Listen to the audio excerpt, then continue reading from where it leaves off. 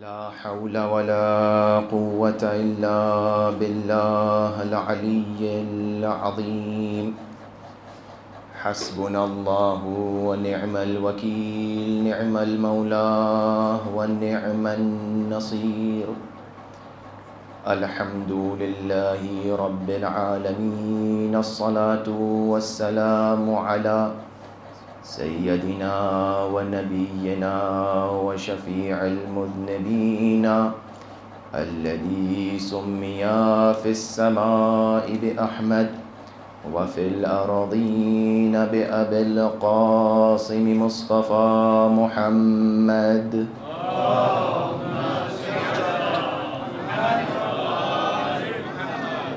وأهل بيته الطيبين الطاهرين المعصومين المظلومين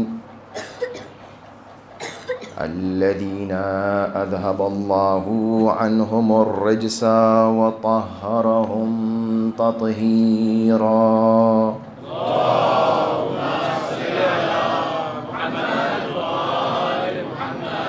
بهم نتولى ومن أعدائهم نتبرأ إلى الله، واللعنة الدائمة على أعدائهم أجمعين، غاصبي حقوقهم منكري فضائلهم، من الآن إلى قيام يوم الدين. أما بعد، فقد قال الله تبارك وتعالى في القرآن المجيد والفرقان الحميد وقوله الحق: بسم الله الرحمن الرحيم. إنما وليكم الله ورسوله والذين آمنوا الذين يقيمون الصلاة ويؤتون الزكاة وهم راكعون. صلوات پر محمد.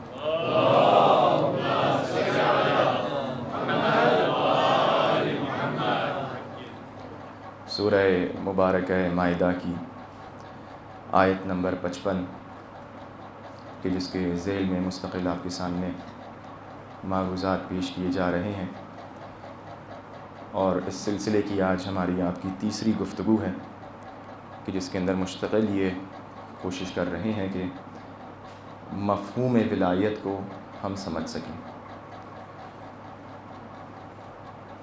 اور حسب عادت چند جملے مرتبط اپنے موضوع سے، ایام عزا کے حوالے سے، اور انشاءاللہ موضوع کی طرف آئیں گے۔ یہ جان لینا ہم سب کے لیے بہت ضروری ہے، انتہائی ضروری ہے کہ خصوصاً ان مجالس میں وہ باتیں ہوں کہ جو باتیں عام طور سے نہیں ہوتی ہیں۔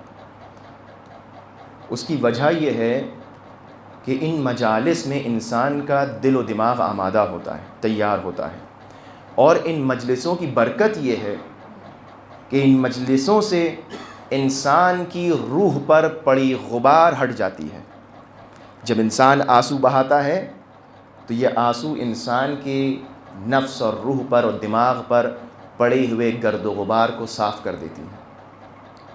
یہ فرش عزا بہت اہم ہے، یہ فرش عزا بہت قیمتی ہے، یہ فرش عزا شفا بخش ہے، اس سے شفا ملتی ہے، نہ صرف جسمانی شفا بلکہ روحانی شفا۔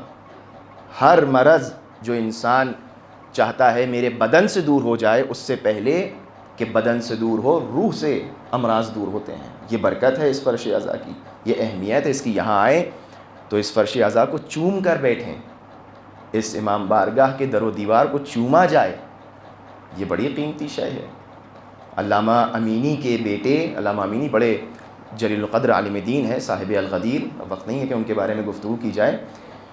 ان کے بیٹے اپنے بابا کو خواب میں دیکھتے ہیں اور پوچھتے ہیں کہ بہت جید عالم دین تھے، بڑی خدمت انہیں انجام دی اپنی اس کتاب کے ذریعے اور مختلف خدمات۔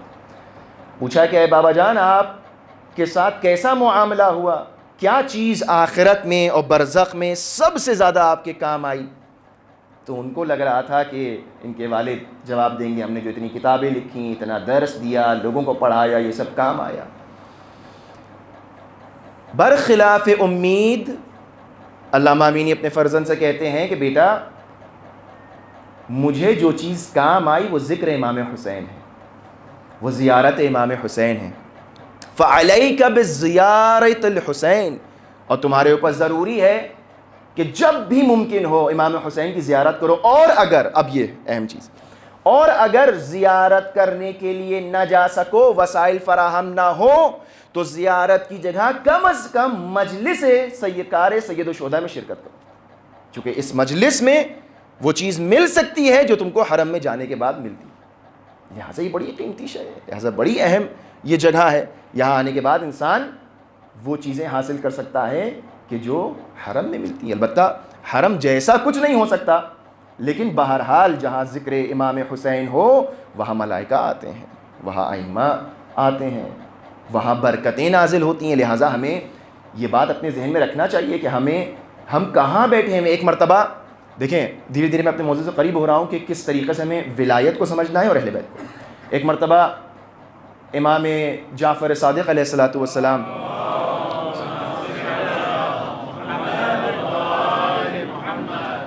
راوی نقل کرتا ہے کہ امام نے یہ روایت سنائی ابن اعین کو، اور امام کہتے ہیں مدینے میں ایک مرتبہ امیر المومنین کا ایک چاہنے والا تھا، اہل بیت کا چاہنے والا تھا، وہ بیمار ہو گیا، اور اتنا شدید بیمار ہوا، اتنا شدید اس کو بخار تھا کہ کوئی بھی طبیب اس کا علاج نہیں کر پا رہا تھا، اور وہ چاہتا تھا کہ آخری وقت پہ، اور امام حسین علیہ السلام کا زمانہ تھا، اور اس کی یہ نیت تھی کہ میں آخری وقت میں امام کے دیدار کر لوں کم از کم۔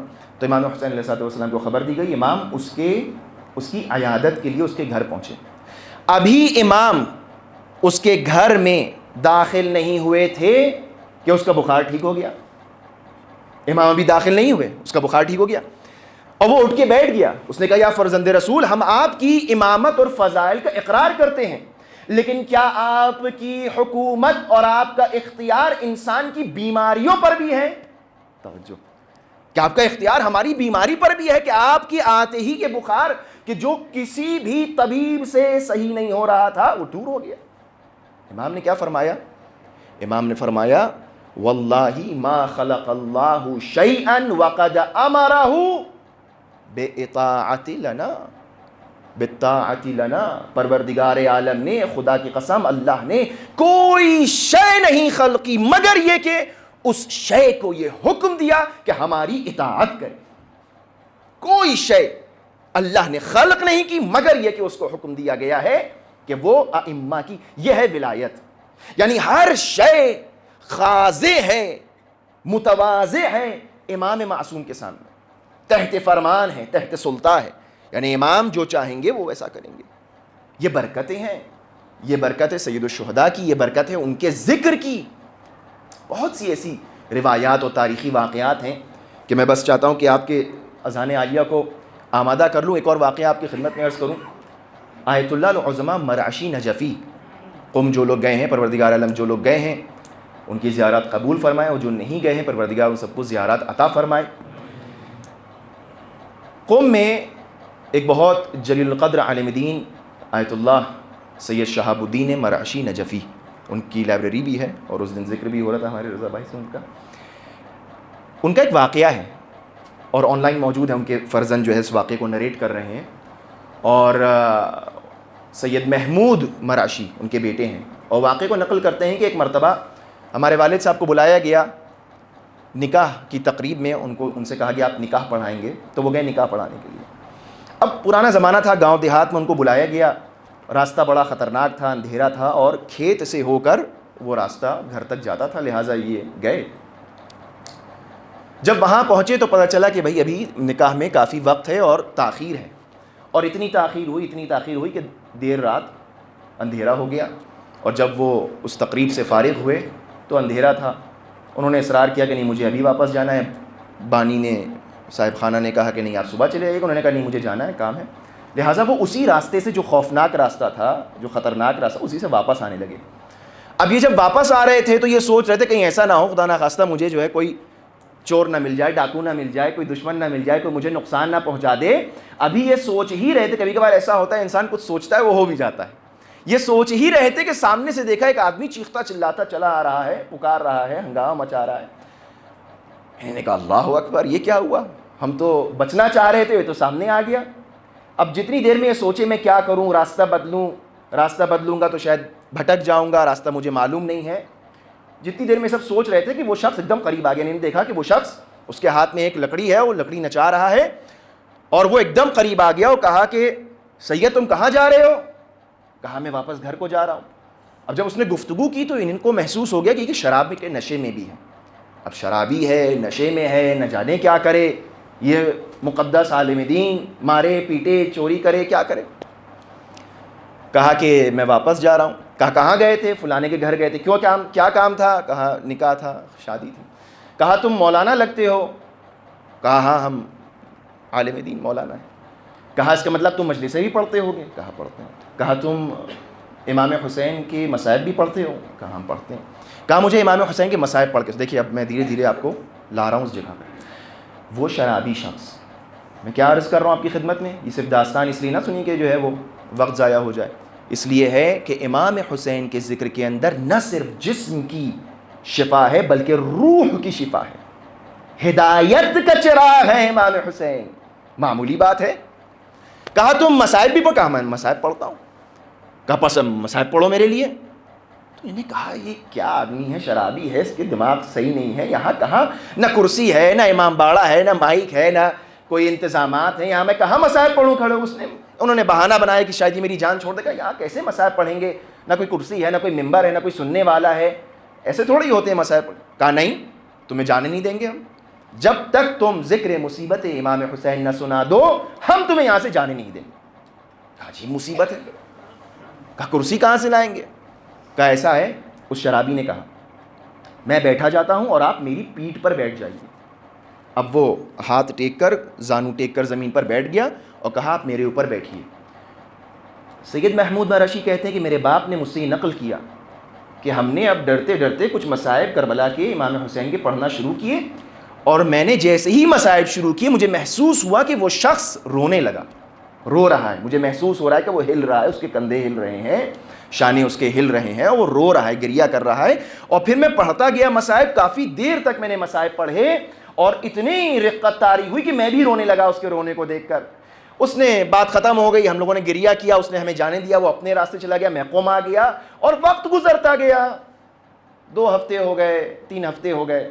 حرم میں ہم نماز پڑھاتے تھے جناب معصومہ سلام اللہ علیہ کے حرم میں، اور نماز پڑھاتے پڑھاتے ایک دن جب نماز ختم ہوئی جماعت، تو ایک شخص آیا، اس نے میرے ہاتھوں کو پکڑا اور ہاتھ کو پکڑ کے میرے ہاتھوں کا بوسہ لینے لگا اور مجھ سے معذرت کرنے لگا کہ مولانا مجھے معاف کر دیجئے، سید مجھے معاف کر دیجئے. ہم نے پہچانا نہیں اس کو، کون ہے، کیا، کس لیے کیا ہوا بھیا، کس لیے معاف کر دیں، کیا تم نے تم نے تو کچھ نہیں کیا. کہا نہیں آپ کو یاد نہیں، مجھے نہیں پہچانا؟ کہا نہیں پہچانا. کہا میں وہی شرابی شخص ہوں کہ جس نے آپ کو روکا تھا اور آپ سے مصائب سنے تھے. اچھا یہ کہتے ہیں کہ اس دن رات تھی، میں نے شکل دیکھی نہیں. کہا مجھے بڑا تعجب ہوا، تم یہاں کیسے؟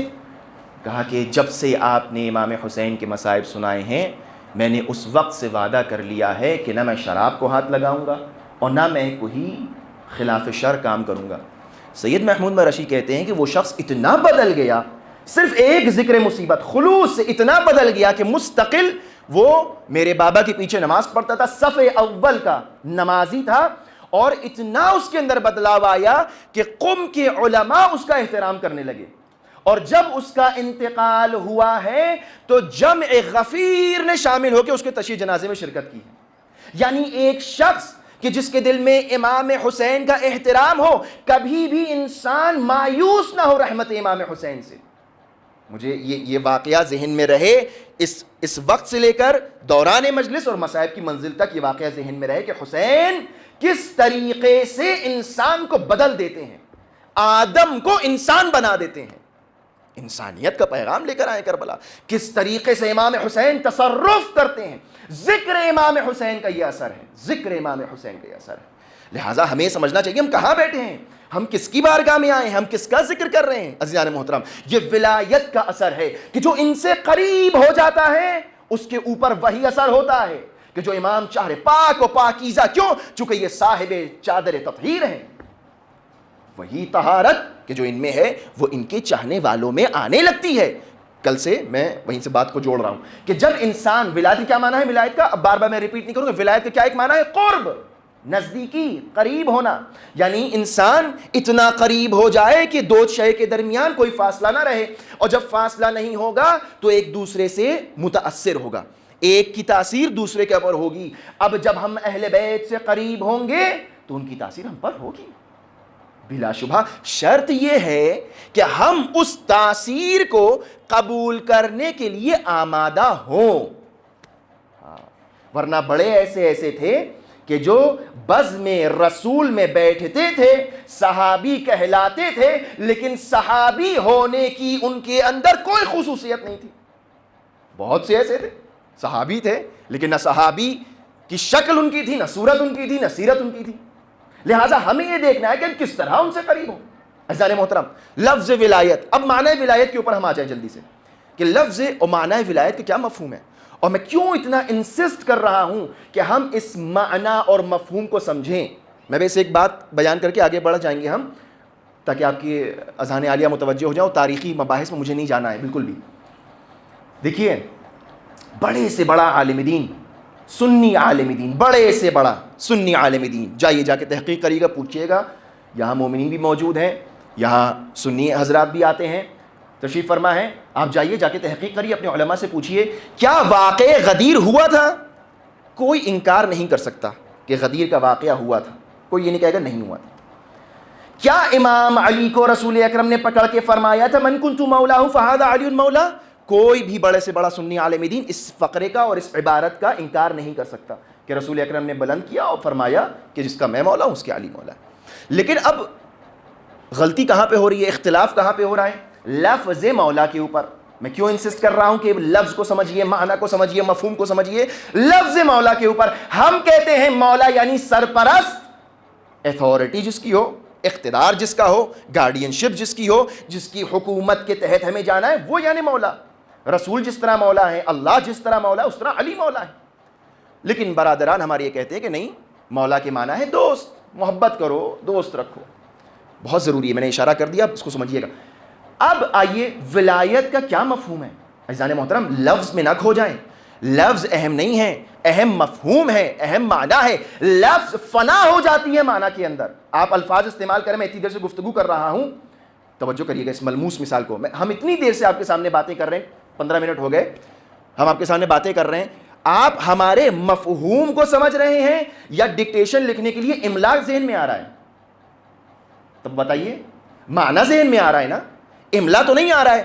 ہم نے کہا املا تو الف میم لام الف حمزہ آپ کے ذہن میں آیا یا املا ذہن میں آیا؟ میں کہوں ممبر تو میم نون بے رے آ رہا ہے یا خود یہ مفہوم ممبر آ رہا ہے؟ ظاہر سی بات ہے مفہوم آ رہا ہے، یعنی ہم الفاظ استعمال کرتے تاکہ مفہوم واضح ہو سکے۔ اگر صحیح لفظ استعمال نہیں کیا تو صحیح مفہوم نہیں پہنچ سکے گا، اور اگر صحیح لفظ کا صحیح معنی اور مفہوم سمجھ میں نہیں آیا کہ جس کو آج ہمارے درمیان چونکہ غدیر کا واقعہ انکار نہیں ہو سکتا، اس کا ممکن نہیں ہو سکتا کوئی، تو لہٰذا اب معنی کے اندر شبہ پیدا کیا جا رہا ہے کہ نہیں صاحب یہ معنی نہیں تھا، وہ معنی تھا، وہ مفہوم تھا۔ توجہ کریں میرے خاص جوان، خاص توجہ کریں اس مفہوم کے اوپر کہ لفظ ولایت کیا ہے، لفظ مولا کیا ہے، لفظ ولی کیا ہے۔ ہمیں الفاظ، دیکھیے ہم الفاظ کے غلام نہیں ہیں۔ کبھی کبھار ہماری بھی زندگیوں میں ایسا ہوتا ہے کہ ہم الفاظ سے اتنی محبت کرنے لگتے ہیں کہ اس کے معنی اور مفہوم کو بھول جاتے ہیں۔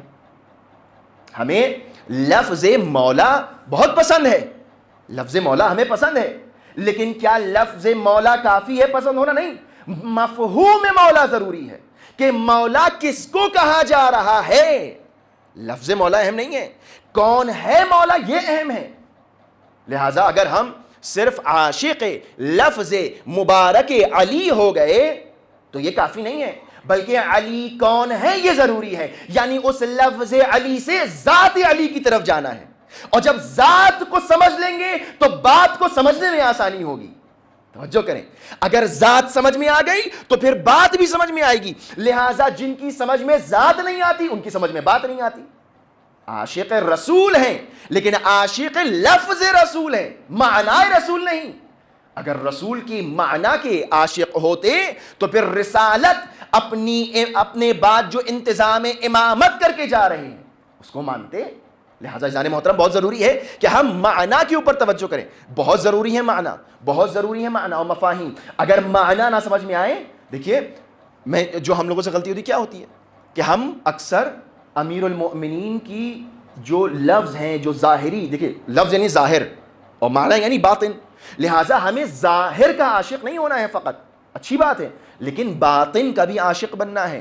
امیر المؤمنین کی تلوار بازی اور میدان جنگ میں شجاعت بہت عظیم فضیلت ہے، کوئی انکار نہیں اس سے، اس فضیلت کے منکر پر لعنت، لیکن اگر صرف ہم وہ پہلو دیکھتے رہیں تو یہ کافی نہیں ہے، بلکہ ہمیں یہ دیکھنا ہے کہ امیر المؤمنین نے میدان صفین میں جنگ کرتے کرتے ایک مرتبہ وقت نماز ہوا اور آپ نے اسی حالت جنگ میں مصلی بچھا کر نماز ادا کی ہے، اور جب راوی نے اور شخص نے اور صحابی نے بظاہر ابن عباس نے پوچھا کہ مولا اتنے سخت حالات، اس میں آپ نماز پڑھ رہے ہیں، جنگ ہو رہی ہے، آپ نماز پڑھ رہے ہیں، تو امام فرماتے ہیں کیا اس نماز کے علاوہ بھی ہم کسی مقصد کے لیے جنگ کر رہے ہیں؟ اسی نماز کے لیے تو ہم جنگ کر رہے ہیں، اسی نماز کے قیام کے لیے ہم جنگ کر رہے ہیں، لہذا ضروری ہے کہ ہم امیر المؤمنین کی اس ظاہری زندگی کے ساتھ ساتھ ان کے باطن اور پیغامات کے اوپر توجہ کریں، بہت ضروری ہے۔ لہٰذا لفظ سے معنی کی طرف جانا ہے۔ ولایت کا مفہوم کیا ہے؟ ولایت ہر ایک لفظ استعمال کرتا ہے، آپ علماء دیگر مکاتب فقہ کو بھی دیکھیں گے، لفظ ولایت ہمارے پاس بھی ولایت ہے اور ہم بھی اہل بیت کی ولایت، لیکن ولایت کا کیا معنی ہے؟ ولایت کا کیا مفہوم ہے؟ وہ ولایت کہ جو اہل بیت چاہتے ہیں وہی ولایت، یا کوئی اور سی ولایت، اپنی بنائی ہوئی ولایت؟ نہیں، لہٰذا ہمیں لفظ اہم ہے، لیکن اس سے زیادہ اہم معنی ہے۔ میں ایک جلدی سے واقعہ آپ کے سامنے عرض کروں اور یہ مفہوم اور واضح ہو جائے تاکہ بچے ہمارے خاص طور پہ میری توجہ زیادہ تر بچوں کے اوپر ہے کہ وہ سمجھ سکیں کہ معنی کیا ہے، مفہوم کیا ہے۔ شیخ عباس قمی سفینۃ البحار میں واقعہ بیان کرتے ہیں جناب بلال کا۔ جناب بلال رسول اکرم کے، کون نہیں جانتا، جناب بلال رسول اکرم کے مؤذن ہیں، اور آپ نے خاص طور پر جناب بلال کو معین فرمایا ہے کہ وہ اذان دیں۔ دستور رسول اکرم یہ تھا کہ جب جناب بلال اذان دے دیا کرتے تھے تو رسول اکرم مسجد تشریف لاتے تھے اور نماز پڑھایا کرتے تھے۔ ایک مرتبہ ان عرب نے، چونکہ جناب بلال بہرحال عرب نہیں تھے، باہر سے آئے تھے، تو یہ لوگ بڑا تعصب کرتے تھے، جبکہ رسول اکرم نے معین کیا تھا کہ یہ میرے مؤذن ہیں، بلال میرے مؤذن ہیں، بلال اذان دیں گے تو ہم آئیں گے۔ اب انہوں نے یہ چال کھیلی کہ مستقل بلال ہی اذان کیوں دیں، ہم بھی اذان دیں، ہم عرب ہیں، ہمارے اندر تعصب ہے، ہم اذان دیں گے۔ تو ایک دن انہوں نے کیا کیا کہ اس سے پہلے کہ جناب بلال اذان دینا شروع کریں، ان میں سے ایک آدمی کھڑا ہوا اور اس نے جو ہے وہ اذان دینا شروع کر دی۔ جناب بلال سے کہا کہ بھئی آپ تو روز اذان دیا کرتے ہیں، آج ہم کو بھی مہلت دے دیجئے۔ انہوں نے جا کے اذان دینا شروع کی، بڑے چہک کے، لہک کے، بہترین قرات و تجوید کے ساتھ انہوں نے اذان دی۔ اب مشکل کیا تھی، جناب بلال جب اذان دیتے تھے تو ان کی زبان صاف نہیں تھی، آپ اشہد ان لا الہ الا اللہ کو فرماتے تھے اشہد ان لا الہ الا اللہ، یعنی آپ شین کو سین فرماتے تھے۔ انہوں نے اذان دی بہت چہک کے کہ آج تو بہترین اذان ہم نے دی ہے، عربی لہجے میں، عربی قواعد کے الفاظ کے اوپر جب توجہ ہوگی اور معنی اور مفہوم کے اوپر توجہ نہیں ہوگی تو یہ غلطیاں ہوں گی۔ بڑی اذان دی، بڑی اچھی اذان دی کہ صاحب آج تو عربی انداز میں اذان۔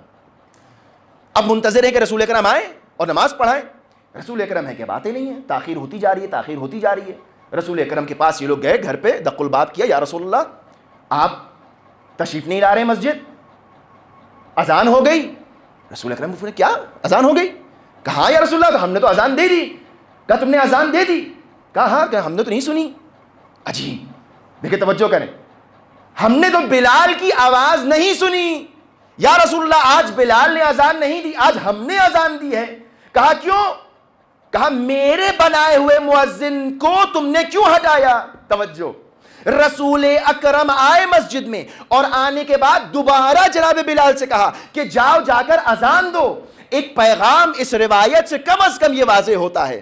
اچھا، یہ بڑی عظیم بات ہے کہ اس وقت بھی لوگوں کو رسول کے بنائے ہوئے پر اعتماد نہیں ہوتا تھا، رسول کے بنایا ہوا کبھی نہیں پسند آیا۔ اب رسول آئے ہیں مسجد، آنے کے بعد جناب بلال سے کہا کہ تم دوبارہ اذان دو۔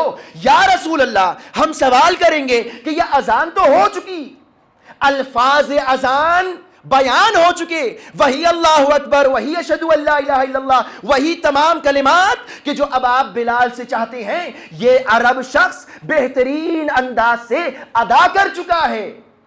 رسول اکرم سے کہا گیا کہ یا رسول اللہ ہم اذان دے چکے ہیں، تو تم نے بلال سے کیوں نہیں دلوائی اذان؟ کہا یا رسول اللہ ان کا وہ سین و شین میں گڑبڑ ہے، اس لیے ان سے اذان نہیں دلوائی۔ رسول اکرم نے فرمایا کہ انا سین و بلال عند اللہ شین، تمہیں کیا معلوم، تمہیں کیا معلوم، تم صرف الفاظ پہ غور کرتے ہو، اللہ کے نزدیک بلال کا سین ہی اس کا شین ہے۔ اللہ اکبر، یعنی الفاظ میں نہ رہ جانا۔ رسول اکرم نے حکم دیا کہ اے بلال دوبارہ جاؤ، جا کر اذان دو، پھر ہم نماز پڑھائیں گے۔ جب رسول اکرم کو اپنے ہوئے بنائے کو ہٹا کر کوئی اور آ کر اذان دے دے، رسول اکرم قبول نہیں کرتے، نماز نہیں پڑھاتے، تو پھر جب نماز کا یہ عالم ہے تو جو امام وقت ہو، خلیفہ رسول ہو، تم اس کو ہٹا کر کسی اور سے دین کیسے لے سکتے ہو؟ اللہ اکبر۔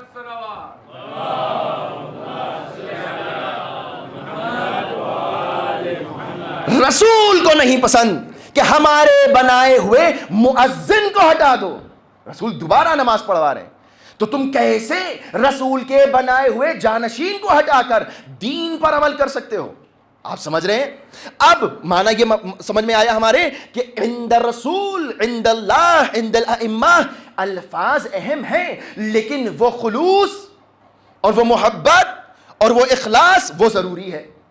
یعنی معنی زیادہ اہم ہے، مفہوم زیادہ اہم ہے، الفاظ اتنے اہم نہیں ہیں، لہٰذا ولایت کا معنی اور مفہوم سمجھیے، قریب ہونا ہے ہمیں اہل بیت سے تاکہ ان کا اثر ہمارے اوپر آئے، اور چونکہ خود اہل بیت اس ولایت کے مالک ہیں، یعنی اللہ سے اتنے نزدیک ہیں، لہٰذا اب اہل بیت بھی اللہ کے نمائندے ہیں اس زمین کے اوپر، اللہ کے نمائندے ہیں زمین کے اوپر۔ یہ ہے ولایت کا مفہوم، یہ ہے ولایت کا معنی۔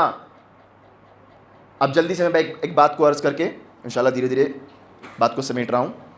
میں مثال دوں جلدی سے بچوں کے ذہن میں تاکہ بات واضح ہو جائے۔ دیکھیے، جب ہم کہتے ہیں ولایت کا معنی ہے قرب، قرب یعنی کیا؟ میں نے کل عرض کیا تھا، یعنی نزدیک ہونا، قریب ہونا، قربت سے قرب، نزدیک ہونا۔ اگر مثال کے طور پر ایک پوائنٹ اے ہے، آپ فرض کریں ایک پوائنٹ اے ہے یہاں پر اور ایک پوائنٹ بی ہے، تو جو پوائنٹ اے کا ڈسٹنس پوائنٹ بی کا ہوگا، جو پوائنٹ اے سے ڈفرنس اور ڈسٹنس پوائنٹ بی کا ہوگا، وہی ڈفرنس اور ڈسٹنس پوائنٹ بی کا پوائنٹ اے سے ہوگا۔ اس بات کو آپ قبول کرتے ہیں؟ یعنی جو یہ فاصلہ ہے، چاہے آپ ادھر سے دیکھیں فاصلے کو، چاہے ادھر سے دیکھیں، ایک ہی ایکول فاصلہ ہونا چاہیے۔ اور اگر کوئی ایسی شے، ایک تیسری شے کہ جو ان دونوں سے دور ہو، مثال کے طور پر ایک اور ایسی شے ہے کہ جو اس پوائنٹ اے سے دور ہے، ٹھیک ہے، تو وہ بھی اس پوائنٹ بی سے دور ہوتی چلی جائے گی، اور اگر یہ اس کے قریب آ گیا تو پھر اب کوئی بھی شے جو اس پوائنٹ اے سے دور ہے وہ پوائنٹ بی سے بھی دور ہوگی۔ سمجھ رہے ہیں آپ بات کو؟ میرے بچے اس پہ غور کریں۔ میں دوسری مثال دے دوں، مثال کے طور پر یہ ممبر ہے، ٹھیک، آپ ممبر سے 1 میٹر، کوئی 2 میٹر، کوئی 3 میٹر کے فاصلے پر ہے، جتنی دور ممبر آپ سے ہے اتنی دور آپ بھی ممبر سے ہیں، ٹھیک ہے۔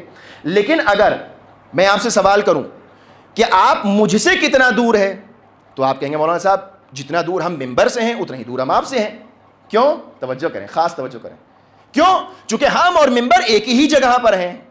توجہ کریے گا، یعنی یہ قرب اور بعد مکانی، یہ قرب اور بعد، یہ قریب ہونا، یہ دور ہونا، اس کا تقاضا یہ ہے کہ آپ جتنا دور ایک نقطے سے ہوں گے، اگر کوئی شے اس نقطے سے قریب ہے تو آپ اس سے بھی اتنا ہی دور ہوں گے، اور اگر آپ قریب آ گئے ممبر سے تو آپ میرے بھی قریب آ گئے۔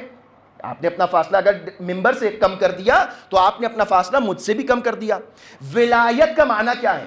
توجہ کریں میرے عزیزوں، میرے جوانوں، یہ جو آج کل تولا اور تبرہ کی بحث چھڑی ہوئی ہے کہ محبت کریے، نفرت نہ کریے، محبت کریے، پیس ہو، ہارمنی ہو، محبت ہو، لو ہو، پیار ہو، دشمنی نہ ہو، ہیٹریڈ نہ ہو، کسی کو آپ برا نہ کہیے، یہ غلط ہے۔ معنی ولایت کے اندر معنی تبرہ چھپا ہوا ہے، یعنی توجہ کریں خاص طور پر، یعنی اگر کوئی شخص اگر کوئی شخص رسول اکرم سے قریب ہے تو پھر رسول اکرم سے جو جو قریب ہے وہ اس سے بھی قریب ہے، اور اگر کوئی شخص رسول اکرم سے دور ہے تو پھر ہر وہ ذات کہ جو رسول سے قریب ہے وہ اس سے بھی دور ہے۔ بس یہ دور ہونا تبرہ کہلاتا ہے اور یہ قریب ہونا تولا کہلاتا ہے۔ یعنی اب ہمیں تاریخ میں دیکھنا پڑے گا کہ رسول اکرم نے اپنی بزم سے کس کو اٹھا کر دور کیا، کس سے کہا قوموا انی، جاؤ یہاں سے، ہمیں تمہارا پاس ہونا پسند نہیں، اور کس کو اپنے قریب بلا کر اپنا نفس کہا۔ پس اگر نفس سے رسول سے قریب تو تم رسول سے قریب، اور اگر تم ان کے دشمن سے قریب تو پھر تم رسول سے بھی دور ہو۔ یہ ہے معنی تولا اور یہ ہے مفہوم تبرہ، اس میں کوئی لڑائی جھگڑا نہیں ہے۔ یعنی اگر ہم ہر اس ذات سے محبت کریں جو رسول سے قریب ہو تو یہ معنی تولا ہے، اور اگر ہم ہر اس ذات سے دوری کریں کہ جو رسول سے دور ہو یہ معنی تبرہ ہے۔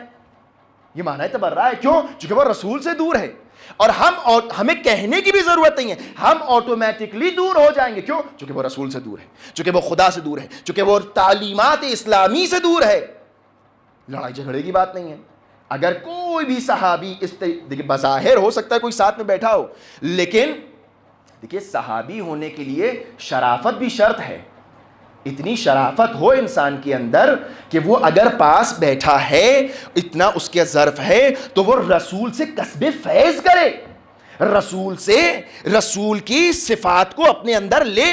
اگر اس نے اپنے آپ کو اس طرح بنا لیا کہ ہم رسول سے کچھ نہیں سیکھیں گے، ہاں ہم رسول سے کچھ نہیں سیکھیں گے، تو پھر یہ کیسا صحابی؟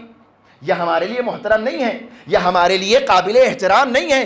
ہم کسی بھی صحابی کو برا نہیں کہتے اور کسی بھی برے کو صحابی نہیں کہتے۔ توجہ ہے؟ ایک صلوات پڑھے محمد وآل محمد۔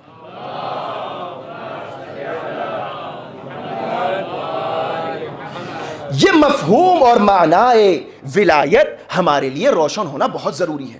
پس جو بھی ان ذوات مقدسہ سے قریب ہوتا گیا اس کے اندر وہ تأثیر طہارت آتی گئی، اور جو ان سے دور ہوتا گیا وہ اور دور ہوتا گیا، وہ اور دور ہوتا گیا، اور وہ کہاں چلا گیا؟ یعنی جب ولایت علی کے تحت نہیں ہے تو پھر کیا ہے؟ یا ولایت خدا کے، کل میں نے عرض کیا تھا، یا ولایت اللہ ہے یا ولایت غیر اللہ۔ اگر رسول اور علی کے ساتھ ہو تو ولایت خدا کے تحت ہو، اور اگر اللہ، رسول اور علی اور اہل بیت کی اولاد علی کی ولایت نہیں ہے تو پھر یہ ولایت طاغوت ہے، یہ ولایت شیطان ہے، یہ ولایت رحمان نہیں ہو سکتی۔ اب میں یہاں پہ انشاءاللہ بات کو روکتا ہوں، اور انشاءاللہ یہیں سے کل اس بات کا آغاز کریں گے کہ یہ قرب اور بعد اور یہ ولایت، یہ قریب ہونا، یہ دور ہونا، یہ اللہ کی ولایت، یہ شیطان کی ولایت، یہ سب کیا ہے؟ انشاءاللہ میں بات کو آگے بڑھاؤں گا۔ سوال یہ ذہن میں نہ آئے کہ اگر ہم کہتے ہیں کہ شیطان کی بھی ولایت ہے اور اللہ کی بھی ولایت ہے تو کیا شیطان مستقل کوئی اختیار رکھتا ہے؟ نہیں، شیطان بھی اس ولایت تک، میں اشارہ کر دوں تاکہ بات سوال ذہن میں نہ رہے، اس کے بعد یہیں سے میں بات کو اپنے سمیٹوں گا۔ ایک ہے ولایت تکوینی اور ایک ہے ولایت تشریعی۔ ولایت تکوینی وہ ہے کہ ہمارا اور آپ کا اختیار نہیں ہے اس کے اندر، یعنی ہم چاہیں یا نہ چاہیں ہم اللہ کی ولایت کے تحت ہیں، یعنی ہم اس کے تحت فرمان ہیں، ہم اس کی حکومت میں ہیں، ہم اس کی مرضی کے بغیر کچھ کر نہیں سکتے، ہم اپنی مرضی سے اس کی ولایت تکوینیہ سے نہیں نکل سکتے۔ کیوں؟ چونکہ اللہ کی ولایت محیط ہے، ہر شے پر، ہر ذرے پر، ہر اس چیز پر جس کو وجود کہا جا سکتا ہے، سب اللہ کی ولایت کے تحت ہے۔ لیکن پروردگار عالم کی ایک ولایت تشریعی ہے۔ وہ ولایت تشریعی کیا ہے؟ یعنی وہ ولایت کہ جس میں اللہ نے یہ اختیار دیا ہے کہ مانو یا نہ مانو۔ قد تبین الرشد من الغی فمن یکفر باللہ ومن یؤمن باللہ، چاہے تم ایمان لے کر آؤ چاہے تم کافر ہو جاؤ، ہم نے یہ اختیار دیا ہے کاہے میں؟ ولایت تشریعی میں۔ لہٰذا شیطان کی اگر ولایت کی بات ہوتی ہے تو وہ ولایت تشریعی ہے، یعنی انسان کبھی کبھار اللہ کے ارشادات اور فرمودات اور شرع مقدس اسلام کو چھوڑ کر شیطان کی باتیں ماننے لگتا ہے، ابلیس کی باتیں ماننے لگتا ہے، ہوائے نفس کا شکار ہو جاتا ہے، اللہ کی ولایت تشریعی سے نکل جاتا ہے۔ اللہ کی ولایت تکوینی میں شیطان بھی شامل ہے، اللہ کی ولایت تکوینی میں ہر شخص ہر شے شامل ہے. لہٰذا یہ سوال ذہن میں نہ آئے, انشاءاللہ اس کو شاید ہو سکتا ہے کل اور مزید تفصیل سے عرض کریں گے. لہٰذا اب جو بھی اس اہل بیت کے مرکز سے وابستہ ہو گیا, قریب ہو گیا, اس کے اندر وہی نور آ گیا, اس کے اندر وہی صلاحیت آ گئی. اور میں نے عرض کیا تھا کہ یہ بارگاہ ملکوتی سرکار سید الشہداء, یہ عظیم عبادت, یہ عظیم عزاداری کی عبادت, اس کی اہمیت ہمیں کیا معلوم. میں نے اس دن عرض کیا تھا آپ کے سامنے کہ ہم اس عزاداری کی وجہ سے ہیں, ہمارا وجود اس عزاداری کی وجہ سے ہے. یہ عزاداری ہماری شہرگ حیات ہے, محفوظ کرنا ہے ہمیں. اگر دین, توجہ کریں بس ایک جملہ عرض کر رہا ہوں, اگر دین کی حفاظت غدیر میں ولایت علی سے ہوئی ہے تو پھر غدیر کی حفاظت کربلا میں ہوئی ہے. غدیر کی حفاظت کربلا میں ہوئی. اگر کربلا نہ ہوتی تو لوگ غدیر کو بھول چکے ہوتے. آج کربلا کے ذکر کے سائے میں ہمیں یہ توفیق مل رہی ہے کہ ہم پیغام غدیر نشر کر سکیں, ورنہ اگر حسین نے قربانی نہ دی ہوتی تو کیا ہوتا. لہٰذا جو بھی اب ان سے قریب ہوگا وہ ہدایت کے راستے پر آ رہا ہے, اور ہر انسان کو اختیار دیا گیا, کوئی مجبور نہیں ہے. لہٰذا ہم نے دیکھا ہے تاریخ میں کہ بڑے بڑے ایسے لوگ تھے کہ جو گمراہی کے راہ پر تھے, اور پھر ایک ایسا لطف و کرم اور نظر امام ہوا کہ انسان غلام سے آزاد بن گیا, عبد سے حر بن گیا. اللہ اکبر, کتنی عظمت ہے جناب حر کی. آج جناب حر کہاں تھے؟ گمراہی میں تھے, ظلمات میں تھے. اللہ کیا ہے؟ اللہ ولی الذین آمنوا یخرجہم کہاں سے؟ ظلمات سے الی النور. اب کوئی اللہ کی ولایت میں حقیقتاً آ گیا تو پھر وہ ظلمات سے نکل کر, یزیدیوں سے نکل کر نور یعنی حسینیت میں آ جائے گا. حر علیہ السلام بڑے حساس موقع پر, اور یہ عجیب اللہ کا نظام ہے اور یہ ہمارے لیے درس ہے. اور دیکھیں کس طریقے سے ہم کبھی مایوس نہ ہو امام حسین علیہ السلام کی عظمت اور بارگاہ مقدس سے. امام حسین نے کیسے استقبال. کون ہے حر؟ حر ہی تو وہ ہیں کہ جنہوں نے امام حسین کو مجبور کیا کربلا آ جائے. حر ہی تو وہ ہیں, اور جناب حر نے اس بات کا اقرار بھی کیا. کیا ہوا تاریخ میں کہ امام کا پورا کاروان اس مقام قادسیہ پہ ہے, منزل قادسیہ پہ ہے, اور حر نے کیا کیا؟ لجام فرس امام پر ہاتھ رکھ دیا. اللہ اکبر. اور امام نے کیا فرمایا؟ ثقلت کا امک یا حر, تمہاری ماں تمہارے غم میں روئے. اب عظمت حر یہ ہے, یہاں سے ہمیں اندازہ ہوتا ہے کہ اگر کسی کی ہدایت ہونا ہے تو شرط یہ ہے کہ اس کے اندر حب اہل بیت ہو. حر نے کیا جواب دیا؟ اے فرزند زہرا, اگر عرب میں کوئی بھی شخص مجھ سے یہ بات کہتا تو میں پلٹ کر اسی طریقے کا جواب اس کو دیتا, لیکن چونکہ آپ زہرا کے بیٹے ہیں لہٰذا میں آپ کے لیے یہ جملہ نہیں استعمال کر سکتا. یہ کیا ہے؟ یہ تعظیم بنت رسول ہے کہ جو حر کے دل میں موجود ہے, اور یہی حر کے لیے نجات کا سبب بنے گی. یہ جو لوگوں کے دلوں میں اہل بیت کی محبت ہوتی ہے اس کو مضبوطی سے تھامے رہیں. اگر کوئی کہیں گڑبڑ ہے تو ولایت اور شفاعت اہل بیت اس کو ٹھیک کر دے گی. کیا ہوا آخر میں؟ ان آخری لحظات میں کیا ہوا کہ صبح عاشور 10 محرم کو نماز فجر کے بعد کا یہ واقعہ ہے کہ حر پریشان ٹہل رہے ہیں. حر پریشان ہے. کیا پریشانی ہے حر کو؟ حر پریشان ہے کہ میں اپنے آپ کو جنت اور جہنم کے درمیان دیکھ رہا ہوں. ایک مرتبہ ارادہ کیا, پسر سعد کے پاس گئے, اے ابن سعد کیا کوئی ایسا امکان ہے, کوئی ایسی تجویز ہے کہ ہم حسین کے ساتھ صلح کر لیں, اس جنگ کو ٹال دیں, یہ جنگ نہ ہو؟ کہا نہیں, تمہیں نہیں معلوم, ہم آئے اسی لیے ہیں کہ ہم کل جنگ کریں اور جنگ کر کے ان کو نیست و نابود کر دیں, اور جا کر یزید سے اپنا ہدیہ اور اپنا جو تحفے تحائف ہے وہ لیں, وہ حاصل کریں, حکومت ہمیں چاہیے. جناب حر سمجھ گئے کہ یہ معاملہ ٹلنے والا نہیں ہے. اب آپ جیسے ہی خیمے سے باہر نکلے تو ایک شخص کو دیکھا. وہ شخص جناب حر کو دیکھتا ہے, ملاقات ہوئی, پوچھا اے حر کہاں جا رہے ہو؟ کہا میں اپنے خیمے میں جا رہا ہوں. کہا تم کہاں جا رہے ہو؟ کہا میں اپنے گھوڑے کو پانی پلانے لے جا رہا ہوں. جناب حر کی آنکھوں میں آنسو آ گئے. اس نے کہا اے حر تم رو رہے ہو؟ تم رو رہے ہو؟ تمہیں ڈر لگ رہا ہے کیا؟ تم ڈر گئے ان 72 سے؟ کہا نہیں نہیں نہیں, میں ڈر نہیں رہا ان 72 سے. مجھے اگر ڈر ہے تو ڈر ہے فاطمۃ الزہرا سے، مجھے اگر خوف ہے تو خوف ہے بنت رسول کا، کہ تم اپنے گھوڑے کو پانی پلا رہے ہو اور وہاں زہرا کے بچے پیاسے ہیں۔ اللہ اکبر، حسین کے بچے پیاسے ہیں، کیا تمہیں نہیں معلوم 3 دن ہو گئے کربلا میں حسین کے بچوں کو پانی نہیں ملا؟ اجرکم اللہ، اجرکم اللہ، کیا تمہیں نہیں معلوم کہ وہاں خیمے میں کیا ہو رہا ہے؟ کہا اے حر، کیا ارادہ ہے تمہارا؟ کہا بس اب میں حسین کی طرف جا رہا ہوں، امام حسین کی طرف جانا ہے۔ حر خیمے میں تشریف لائے، سامان باندھا، اپنے غلام کو ساتھ میں لیا۔ بیٹے نے پوچھا بابا کہاں کا ارادہ ہے؟ کہا اے میرے لال، میں بس اب جہنم سے نکل کر جنت کی طرف جانا چاہتا ہوں۔ حر کون ہے؟ حر وہ ہیں کہ جن کے تحت کمانڈ ایک پوری بٹالین ہے، آرمی ہے۔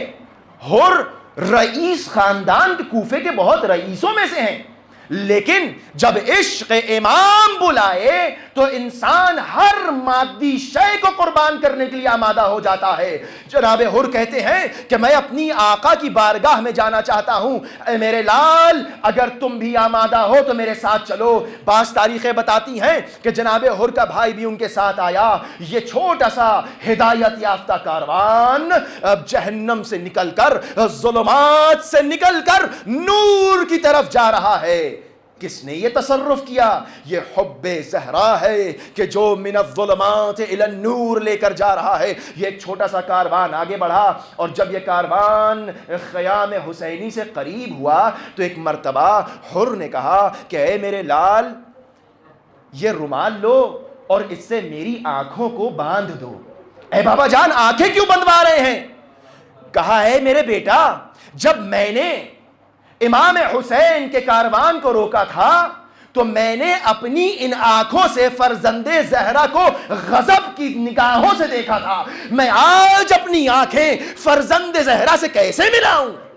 اللہ اکبر، آنکھوں کو باندھ دیا۔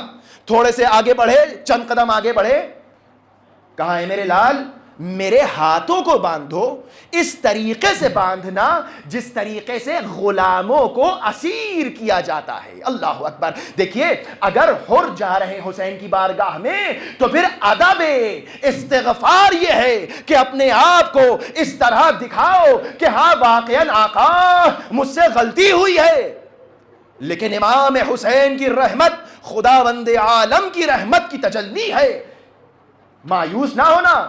حر نے کتنا بڑا گناہ کیا، کوئی جان سکتا ہے کتنا بڑا گناہ تھا یہ؟ زہرا کی اولادوں کا پیاس اور ان کی بھوک اس کا سبب حر ہے، کیا معافی کے قابل ہے؟ لیکن ہاں اگر سامنے حسین جیسا شخص ہو تو ہاں معافی کے قابل ہے۔ اے امام حسین، اے امام حسین، ہم سب تو آپ کی کیا غلام، ہم تو جناب حر کی قدموں کی خاک کے برابر بھی نہیں ہیں۔ مولا ہم سے بھی کچھ گناہ ہوئے ہیں، آج کی اس شب اپنے اس بھائی حر کی خاطر ہمارے گناہان کبیرہ و صغیرہ کو معاف فرمائیے۔ آقا ہماری اس عبادت کو اپنی بارگاہ میں قبول فرمائیے۔ ایک مرتبہ جناب حر نے اپنے بیٹے کو حکم دیا کہ بیٹا میرے ہاتھوں کو باندھ دو۔ اے بابا جان اپنے ہاتھوں کو کیوں بنواتے ہیں؟ اے میرے لال تمہیں نہیں پتا میں نے انہی ہاتھوں سے ایک عظیم گناہ کیا، میں نے حسین کے لجام فرج پر ہاتھ ڈالا تھا۔ اجرکم اللہ، اجرکم اللہ۔ حسین کی بارگاہ ہمیں آ رہے ہیں اس انداز سے، اے میرے لال، اے میرے لال جب ہم قریب پہنچ جائیں تو ہمیں بتا دینا۔ ادھر سے کاروان حر آگے بڑھ رہا ہے، ادھر سے ایک مرتبہ جناب حبیب دوڑتے ہوئے بارگاہ امام حسین میں آئے۔ اے آقا، اے سید و سردار، کوئی قریب آتا ہوا نہ معلوم ہوتا ہے، اے حبیب جا کے معلوم کرو کون ہے۔ دوبارہ آئے، کہا حر آ رہے ہیں۔ اے آقا حر آ رہے ہیں۔ ایک مرتبہ امام حسین اپنے گھوڑے پر سوار ہوئے، جناب علی اکبر اور عباس کو حکم دیا اے عباس ذرا سا آگے بڑھو، اپنے بھائی حر کا استقبال کرو۔ تھوڑی دیر کے بعد کہا اے علی اکبر جاؤ جا کر اپنے چچا حر کا استقبال کرو، ادھر سے حر آ رہے ہیں۔ ایک مرتبہ علی ابن حر نے جب جناب ابو الفضل عباس علم بردار امام حسین کو آتے ہوئے دیکھا، بلند آواز سے کہا اللہ اکبر اللہ اکبر۔ جناب حر نے پوچھا ہے میرے لال یہ تکبیر کیسی؟ کہا ہے بابا جان آپ کو پتا ہے کون آ رہا ہے؟ اے بتاؤ بیٹا کون آ رہا ہے؟ کہا ہے بابا جان لشکر حسین کے علم بردار عباس استقبال کو آ رہے ہیں۔ حلم شہن ہو گئے، تھوڑا سا آگے بڑھے، بیٹے نے پھر سے تکبیر بلند کی، کہا اللہ اکبر۔ اے میرے لال اب کیوں تکبیر بلند کی؟ اے میرے بابا امام حسین نے شبیہ پیغمبر علی اکبر کو ہمارے استقبال کے لیے بھیجا ہے۔ اجرکم اللہ اجرکم اللہ۔ آپ کی آوازیں بلند ہیں، آنکھوں میں آنسو ہیں، ہاں کیوں نہ ہو، چونکہ یہ دن اور یہ راتیں اتنی تیزی سے گزر رہی ہیں کہ اب وہ وقت قریب ہے کہ جب حسین بھی شہید ہونے والے ہیں، انصار شہید ہونے والے ہیں۔ اجرکم اللہ۔ ایک مرتبہ عباس نے استقبال کیا، جناب علی اکبر نے استقبال کیا، چند قدم آگے بڑھے تھے کہ ایک مرتبہ علی ابن حر نے پھر سے آواز لگائی اللہ اکبر۔ اے بیٹا اب تم نے آواز تکبیر کیوں بلند کی؟ اے بابا غضب ہو گیا، کیا ہوا میرے لال؟ اے بابا بے نفس نفیس خود امام حسین ہمارے استقبال کو آ رہے ہیں، ارے ہماری جانیں قربان جائیں حسین کے اس استقبال پر، مولا کی اس رحم و کرم پر کہ کس طریقے سے آپ اپنی بارگاہ میں گناہگاروں کو بھی قبول کرتے ہیں۔ بس جیسے ہی حر نے سنا کہ امام حسین آ رہے ہیں، حر نے اپنے آپ کو گھوڑے سے گرا دیا، امام حسین کا اترنے کا انتظار نہ کیا، جا کے فرزند رسول کے پیروں کو پکڑ لیا، جا کے پکڑنے کے بعد کہا اخطأت یا ابن رسول اللہ، اے فرزند رسول مجھ سے بہت بڑی غلطی ہو گئی، مجھ سے بہت بڑی بھول ہو گئی، اے فرزند رسول ہماری وجہ سے آپ کے بچے پیاسے ہیں، ہماری وجہ سے آپ کے بچے بھوکے ہیں، حل لی من التوبہ۔ اے فرزند رسول کیا میرے لیے کوئی امکان توبہ ہے؟ کیا آپ مجھے معاف کر سکتے ہیں؟ اللہ اکبر۔ کس طرح معاف کیا امام حسین نے؟ امام حسین گھوڑے سے زمین پر آئے اور آنے کے بعد زمین پر پڑے ہوئے حر کو کہ جنہوں نے اپنے آپ کو قدموں پر گرا دیا تھا، ایک مرتبہ بازوؤں سے حر کو پکڑا۔ اللہ اکبر، کیا رحمت ہے امام حسین کی، کس طریقے سے معاف کرتے ہیں اس کو کہ جو خلوص دل سے حسین کی بارگاہ میں آ جائے۔ اللہ اکبر۔ ایک مرتبہ امام حسین نے جناب حر کو اٹھایا، اپنے سینے سے لگایا، اے حر تمہاری ماں نے کتنا اچھا نام رکھا ہے، تم اس دنیا میں بھی آزاد، تم آخرت میں بھی آزاد ہو، میں نے بھی تمہیں معاف کیا، میرے خدا نے بھی تمہیں معاف کیا۔ لیکن حر کی بے چینی بڑھنے لگی، اے حر تم بے چین نظر آتے ہو۔ کہا ابن رسول اللہ آپ نے تو معاف کر دیا، لیکن مجھ سے ایک بہت بڑی اور خطا ہوئی ہے۔ اے حر کیا چاہیے؟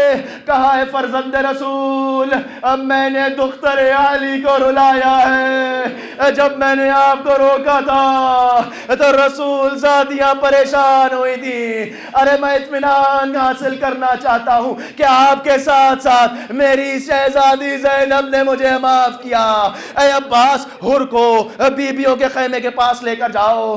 حر آتے ہیں، ادب سے کھڑے ہوتے ہیں اور ایک مرتبہ سلام کرتے ہیں، اے عصمت و طہارت کی بیبیوں، اے آل اللہ پر میرا سلام، ہم نے آپ کو بہت پریشان کیا، حر آپ کا گناہگار، اے بی بی زینب کیا میرے لیے معافی ہے؟ ایک مرتبہ جناب زینب نے فضہ سے کہا، اے فضہ کتنا رحیم اور کریم خاندان ہے یہ، تصور کرو، اے فضہ جا کر میرا سلام میرے بھائی حر کو پہنچا دو۔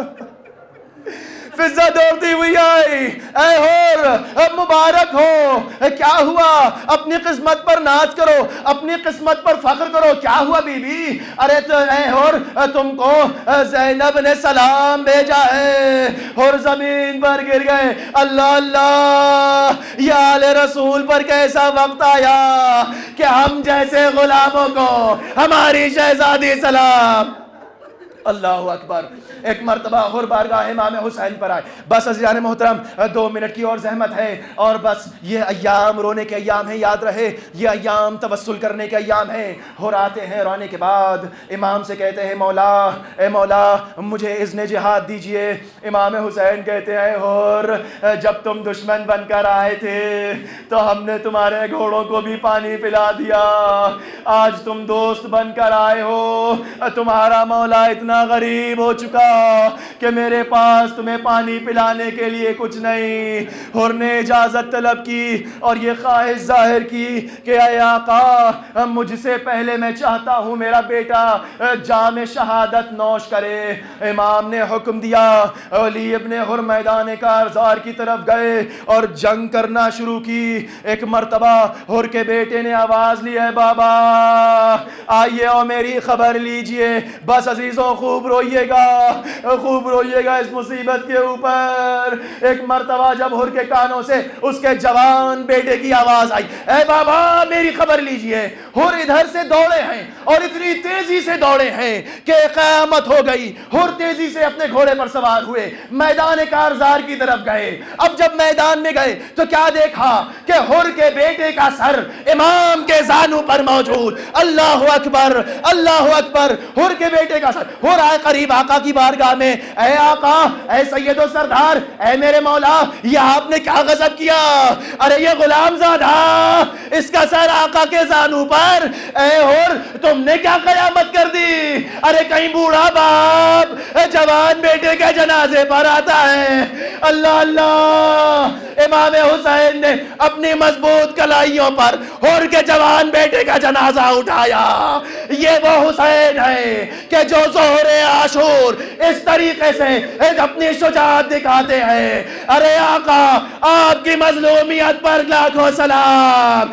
عصر عاشور جب آپ کا کڑیل جوان اکبر برچی کا پھل کھا کر میدان کارزار میں ایریا رگڑے گا تو کوئی آپ سے یہ نہ کہے گا ارے کہیں بوڑھا باپ اکبر کا جنازہ۔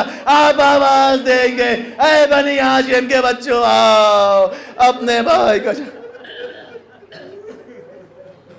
ماتم حسین۔